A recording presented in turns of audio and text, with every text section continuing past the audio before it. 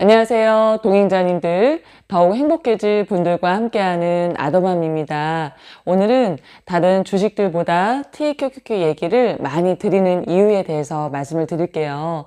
저는 처음에 힐링 여행자 선생님을 통해서 주식 공부를 많이 했습니다. 그래서 선생님께서 말씀을 해주시면 그 중에서 이런 것들 제 언어로 다시 한번 소개를 시켜드리고 싶다 하는 것들을 올려드렸었어요.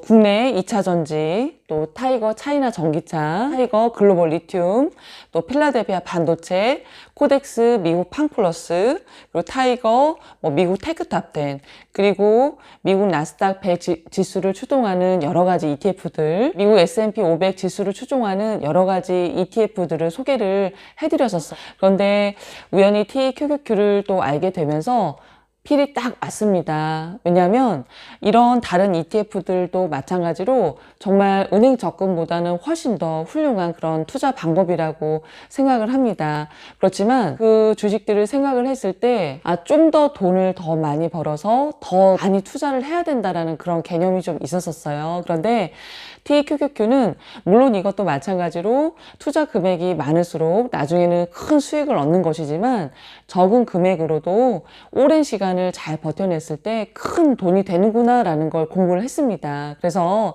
물론 하락장에는 3배씩 떨어지니까 더 큰 마이너스를 이제 보게 되고 또 그럴 때 마음이 불안할 수도 있겠지만 그걸 매도하지 않으면 괜찮은 거고, 그런 부분을 제가 계속 말씀을 드리면서 함께 꾸준히 해나가면 나중에 정말 큰 부자가 될 거라고 확신이 들었거든요. 그래서 TQQQ 얘기를 많이 드리는 겁니다. S&P 500 지수를 추종하는 SPY 같은 경우에요. 10년 수익률이 265% 정도 됩니다. 그러니까 3.7배 정도가 되고요. 그리고 나스닥 100 지수를 1배 추종하는 QQQ는 557% 정도 됩니다. 이제 10년 동안 6.5배 상승을 했어요. 그런데 TQQQ는요, 10년 동안 8,469% 성장을 했습니다. 그러니까 85배가 늘어난 거예요. 그러니까 예를 들어서 우리가 1억이라는 돈을 투자를 했을 때 10년 만에 SPY는 이제 3억 7천만 원 정도가 됐고요. QQQ는 6억 5천만 원 정도가 되는 겁니다. TQQQ는요, 85억이 되는 겁니다. 10년 동안에요. 어마어마하죠. 1억이라는 돈을 모으는 것도 사실은 시간이 오래 걸려요.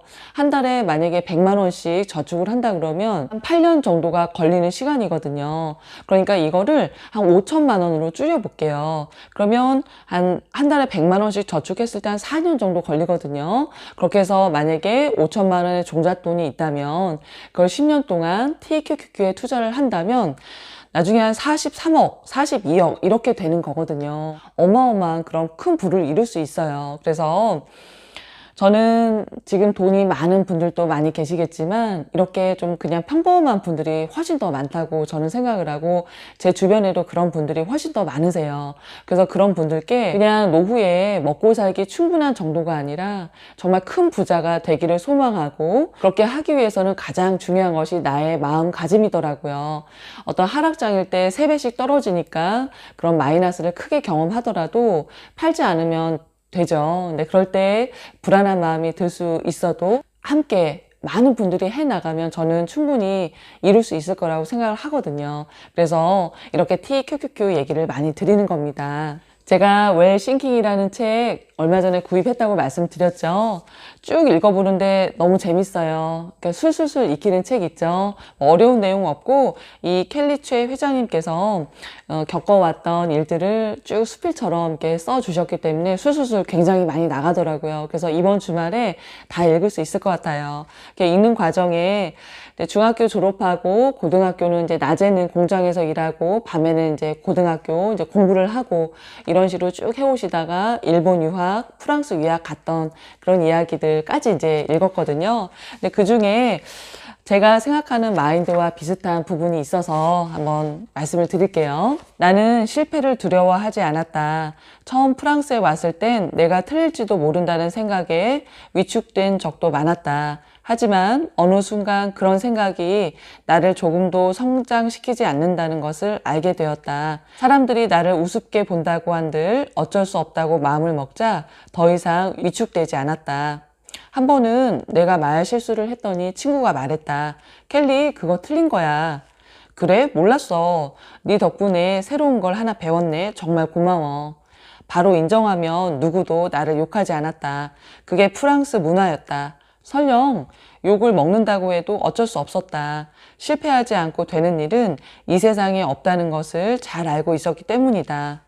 저도 이런 생각을 갖고 살아요. 내가 틀린 걸, 내가 잘못한 걸 인정하려 들지 않을 때 자꾸 변명하게 되고 자기 합리화를 하게 되면서, 물론 그런 상황에서는 뭐 상대방이 나한테 잘못했다고 이렇게 말은 이제 못할 수 있겠지만 뒤에 가서는 내 마음이 좀 찝찝하고 오히려 더 허전할 수 있거든요. 그런데 그냥 솔직하게 인정을 하고 또 틀린 부분이나 뭐 잘못한 부분, 부족한 부분을 채우려고 노력을 할 때 나에게 성장이 있다라고 생각을 하거든요. 모르는 게 뭐 자랑은 아니지만 뭐 그렇게 나쁜 거라고 저는 생각하지 않아요. 그런데 켈리츠의 회장님도 이런 생각을 갖고 이렇게 또 하셨다는 게 굉장히 공감이 많이 됐습니다. 미소야, 일로 와봐. 어이구, 미소. 지난번 영상에 저희 미소 너무 예뻐해 주셔서 오늘 또 인사를 시켜드리려고 해요. 지금 촬영하는 게 좀 새벽 시간이라 아이가 자고 있었는데 좀 깨웠어요. 저 예뻐해 주셔서 감사합니다. 인사해, 미소야. 자나께서. 동행자님들 건강하시고 행복하세요. 즐거운 주말 되시고요. 저는 또 다음 주에 또 건강한 모습으로, 밝은 모습으로 찾아뵙겠습니다. 그러면 안녕히 계세요. 영상 끝까지 봐주셔서 감사합니다.